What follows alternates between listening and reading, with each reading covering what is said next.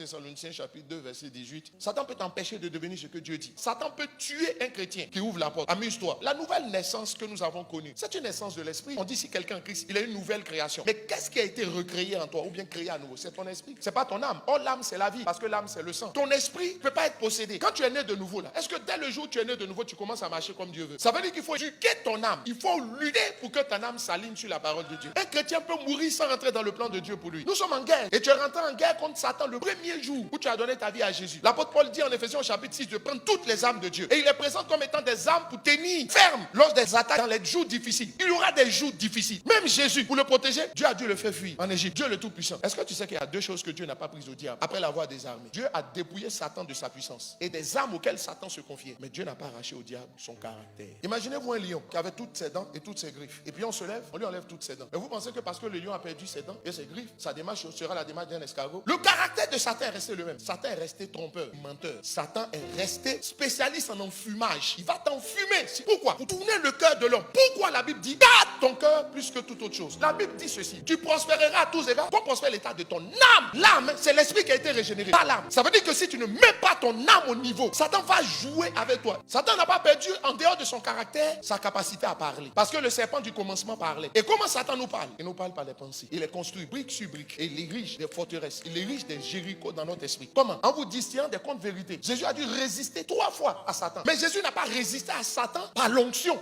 Jésus a résisté à Satan aux tentatives d'enfumer par la parole, par les il est écrit. Il y a le rôle de l'onction. L'onction chasse les démons. Mais les il est écrit, c'est-à-dire les proclamations de ta bouche, vont stopper les mensonges du diable dans ton cœur. Tu vas en guerre, tu luttes contre un adversaire que tu as décidé d'ignorer. Tu prendras des coups. Une fois que tu es sur le ring, si tu veux, il ne faut pas taper ton adversaire. Lui te tapera jusqu'à ce que tu ailles au tapis. Les chrétiens qui ne veulent pas comprendre ou admettre la réalité du combat spirituel sont comme des boxeurs qu'on a mis sur un ring et puis ils disent lui, c'est papa. Dès qu'on a sonné, tu peux te prendre un uppercut. Si tu veux, il ne faut pas combattre. Et c'est comme ça que d'autres se retrouvent au tapis, vivant toute leur vie sur une position défensive, en train de subir ce que le diable veut et jamais en train de vivre ce que Dieu veut. Il faut arrêter le diable. Et le diable utilise toutes sortes d'armes. Il ne peut pas mettre ton esprit en prison, mais il peut mettre ton âme en prison. Or, ton âme, c'est ton individualité. Le premier Adam était une âme vivante et le second est devenu un esprit vivifiant. Donc, en chacun de nous, il y a l'esprit vivifiant et puis il y a l'âme vivante. Il faut se lever, il faut se préparer, il faut être conscient des réalités spirituelles. Si Satan n'a pas perdu sa capacité de parler, ça veut dire que même quand tu es devenu chrétien, des voix sortiront des autels. C'est ta capacité à gérer, à savoir gérer. Les voix qui sortent de l'autel, il y a des écritures